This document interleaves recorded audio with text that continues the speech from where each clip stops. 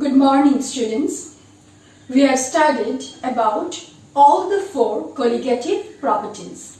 The first one, relative lowering of vapor pressure. Second one, elevation in boiling point. The third colligative property is depression in freezing point. And the fourth and the last one is osmotic pressure. We know that colligative properties depend on the number of solute particles and not on their shape, size or nature. Now let us consider a case related to colligative property calculation and its experimental verification. For that, a student takes 1 molar solution of urea and 1 molar solution of sodium chloride at 27 degrees centigrade. Then he calculates osmotic pressure of both the solutions using pi is equal to CRT equation. What is C? C is the concentration or the molar concentration of the solution. R is our universal gas constant and T is absolute temperature. Then he carries out experimental verification to investigate whether his results are matching with his theoretical calculation or not. Will his results match with his theoretical calculations for both the solutions or they will vary? Let us compare his experimental results with his theoretical calculation and find out whether there is any discrepancy or they are in close agreement. Let us draw a comparison between 1 molar urea solution and 1 molar sodium chloride solution. Now, for the first case, pi is equal to CRT, that is equal to 1 into 0.082 into 300. 27 degrees centigrade means 300 Kelvin. So the calculated value of the osmotic pressure, that is pi, comes out to be 24.6 atmosphere. Similarly, in case of 1 molar NaCl solution, the calculated value of the osmotic pressure is again 24.6 atmosphere. Now let us compare their experimental values. For urea solution, the osmotic pressure for the experimental value is equal to 24.6 atmosphere, which is in agreement with its calculated value. But in case of sodium chloride, the experimental value of the osmotic pressure is twice than that of the calculated value. Now, why is this discrepancy? This will be taken care of by Van't Hoff factor. That means Van't Hoff's factor should be incorporated to solve this discrepancy. Today, our topic of discussion is abnormal colligative properties and Van't Hoff factor I. These are the four colligative properties that we have studied for an ideal solution considering non-associative and non-dissociative solute. The first one is relative lowering of vapor pressure. Second one is elevation of boiling point. Third one, depression in freezing point. And the last one is osmotic pressure. Now try to understand that in all the colligative properties, in the numerator you have N2. For example, P0 minus P divided by P0 is equal to N2 by N1. In delta TB also you have in the numerator N2. Let us see how. See this Kb into W2 by M2. This W2 by M2 is nothing but is equal to N2. Delta TF also N2 W2 by M2. And pi, see here also W2 by M2. So here in all the colligative properties, we can say that They are directly proportional to the number of moles of the solute. That's why they are known as colligative properties, because colligative properties are the properties of solutions which depend on the number of solute particles and not on their shape, size, nature, etc. Now, in the derivation of all these equations of colligative properties, it has been assumed that the molecular form of the solute remains unchanged in the solution. That is, the solute is non-dissociative, that is non-electrolyte and non-associative. In such case, the experimental value of colligative property is in close agreement with the theoretically calculated value. So here what I have written, experimental colligative property, that is your observed colligative property, is equal to calculated or theoretical colligative property. So we can say in a simplified way that all these four equations are applicable for non-dissociative and non-associative solute like urea, sucrose, glucose, etc. But there are certain solutes where the experimental value of colligative property will differ with the calculated value. This anomaly or abnormality of these solutes in solution can be attributed to their dissociative and associative nature. So, let us consider the case of dissociative solute like sodium chloride solution and associative solute, for example, acetic acid in benzene. Their experimental colligative property will never match with their calculated colligative property. That's why we have to consider Van't Hoff factor. Now let us define Van't Hoff's factor. Van't Hoff's factor I is a ratio of observed or experimental value of colligative property to calculated or theoretical value of colligative property based on Raoult's law. Or we can also define Van't Hoff's factor as the ratio of calculated or theoretical molar mass to observed or experimental molar mass. Here note one important point. See here in the numerator you have observed value of colligative property. In the second equation this observed experimental molar mass is in the denominator. Similarly, here denominator you have calculated or theoretical value of colligative property. But in the numerator in the second equation, you have calculated or theoretical molar mass. From here we can say that colligative, or this is happening because colligative property is inversely proportional to molar mass.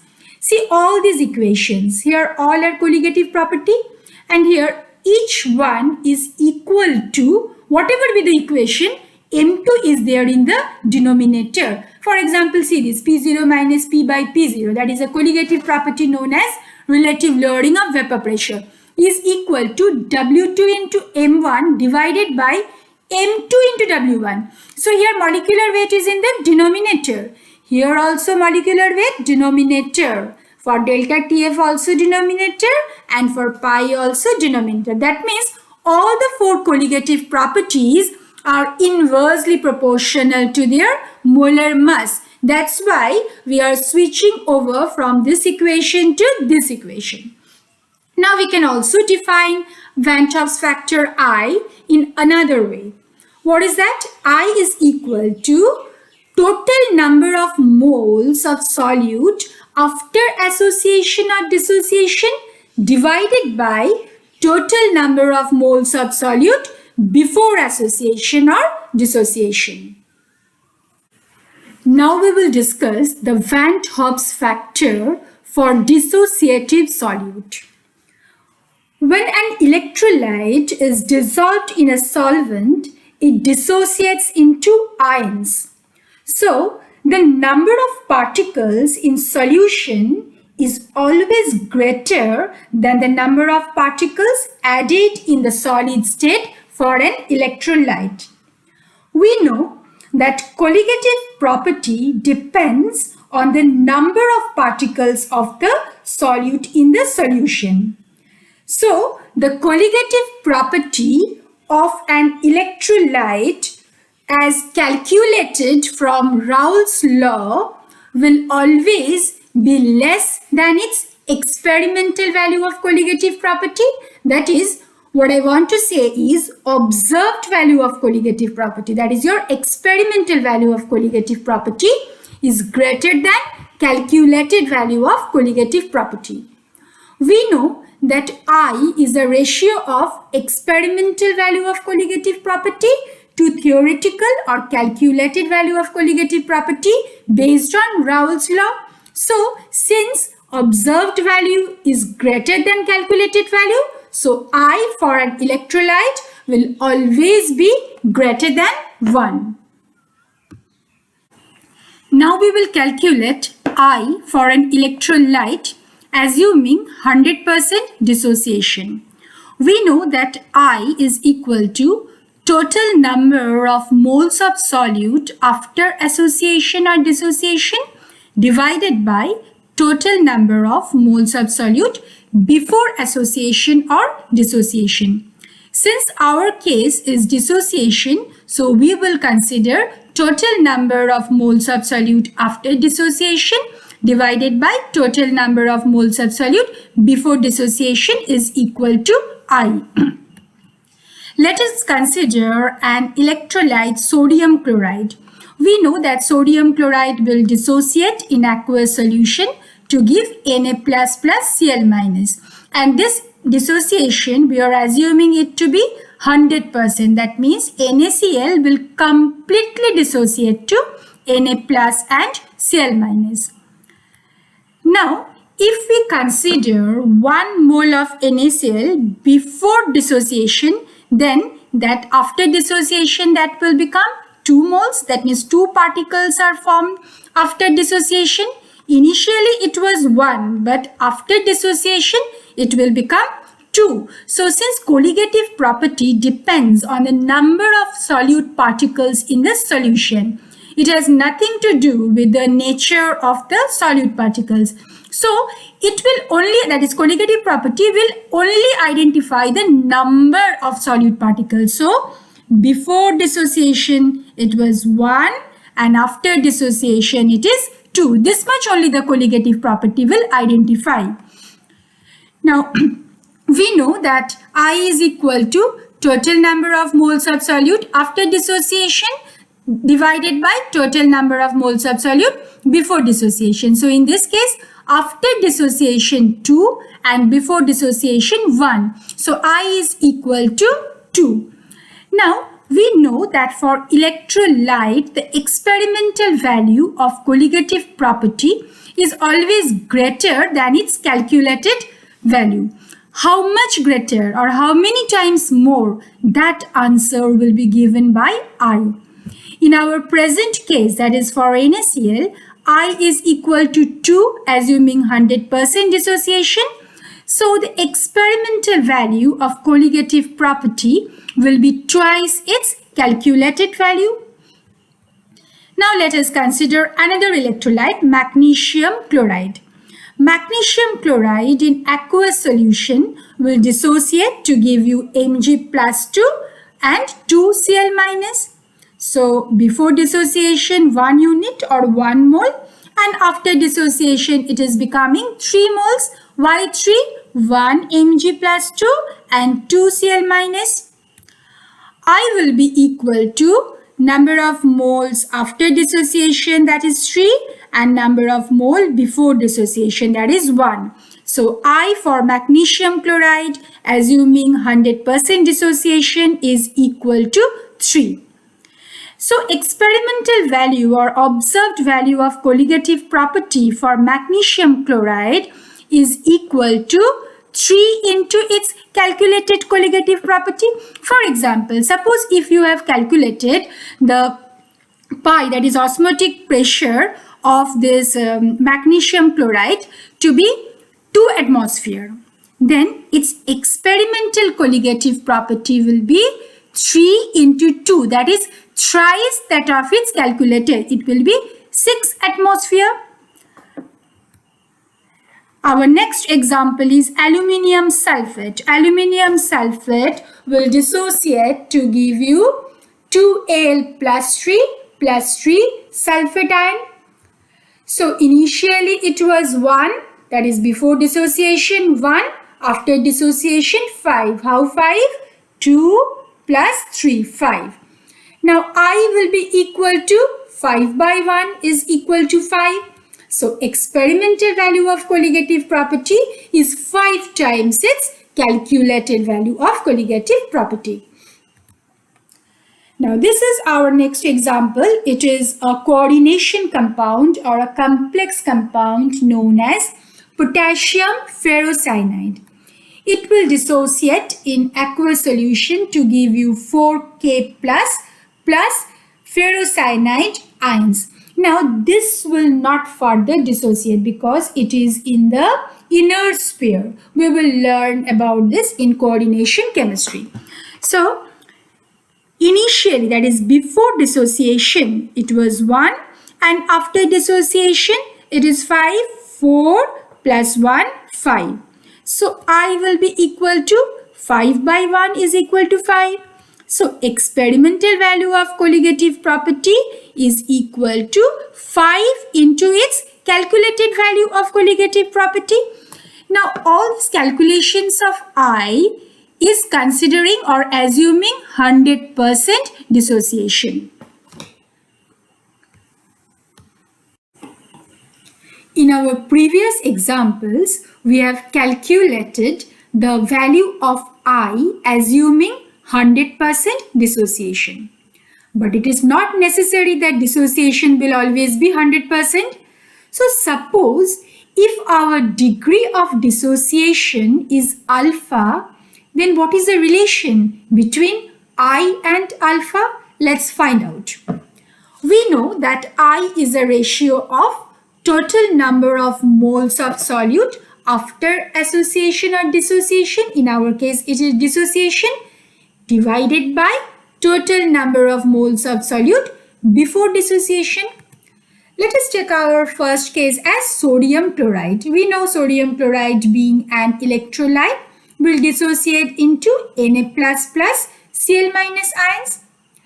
Now, initial when T is equal to 0, that means when you are just starting the reaction, so number of moles of NaCl will be 1 and Na+ and Cl-, that is the products, they will be 0. Now you try to recall our chemical equilibrium and ionic equilibrium concept. At equilibrium, NaCl will become what? 1 minus alpha. Initially it was 1. Now alpha is the degree of dissociation. So it will be 1 minus alpha. That means 1 minus alpha is remaining at equilibrium. How much Na+ at equilibrium? Alpha, and Cl- also alpha. Now we know that I is equal to total number of moles after dissociation divided by total number of moles before dissociation. Now after dissociation, total number of moles will be alpha, that is for Na+, plus alpha, that is for Cl-, plus 1 minus alpha, that is for NaCl. Because now, since the degree of dissociation is not 100%, so at equilibrium, there will be a mixture of Na+, Cl- and NaCl. So I is equal to 1 minus alpha plus alpha divided by 1. Alpha will cancel. So I will become equal to 1 plus alpha. Now, if we assume 100% dissociation, 100% dissociation means alpha is equal to 1. How we calculate? Alpha is equal to 1 because 100%, so 100 by 100. Suppose if alpha is given 70%, then what we will write? Alpha is equal to 70 by 100, that is 0.7. Now suppose if alpha is 100%, that is alpha is equal to 1, then I is equal to how much? I is equal to 1 plus alpha, that is 1 plus 1. So I will be 2. That's what we have calculated in our previous section, assuming 100% dissociation. Now let us take the case of magnesium chloride. It will dissociate to give you Mg plus 2 Cl minus. Again, initially it will be 1, 0, 0. At equilibrium, 1 minus alpha, and this will be 2 alpha, this 2, so 2 alpha. Now, so total number of moles after dissociation, how much? Alpha plus 2 alpha plus this 1 minus alpha divided by, before dissociation, 1 divided by 1. So alpha will again cancel and I will be equal to 1 plus 2 alpha. Now suppose if our alpha is equal to 1, that is 100% dissociation, then I will be equal to 1 plus 2 into 1, that is 1 plus 2 is equal to 3. So here we can match with alpha is equal to 100% with our previous examples. But now suppose if alpha is not 100%, then for NaCl I will be 1 plus alpha and here I will be 1 plus 2 alpha. Now for a generalized equation, let us see what will be the relation between I and alpha.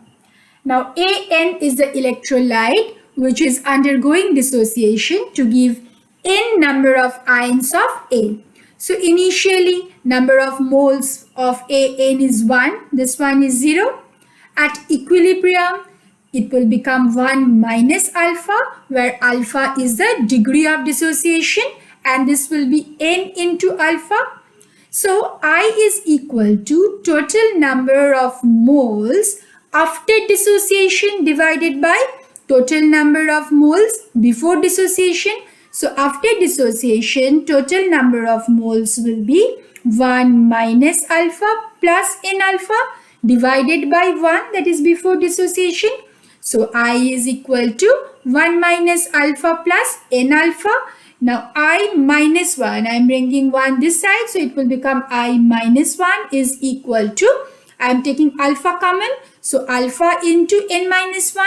Rearranging this equation, we are getting alpha is equal to I minus 1 divided by n minus 1. This is a generalized equation which shows the relation between alpha and I, where n is the number of ions formed after dissociation.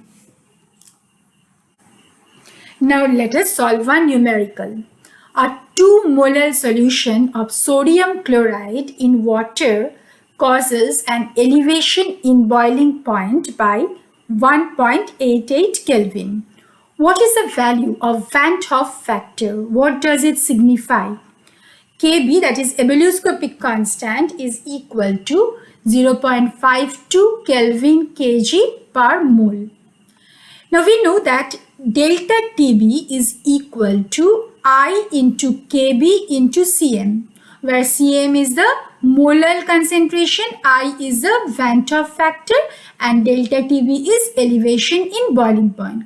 Now delta Tb is given, that is 1.88 Kelvin, Kb 0.52 Kelvin kg per mole inverse, Cm is equal to 2. So delta Tb is equal to I into Kb into Cm. When we are putting the values of all these quantities, we are getting 1.88 is equal to I into 0.52 into 2.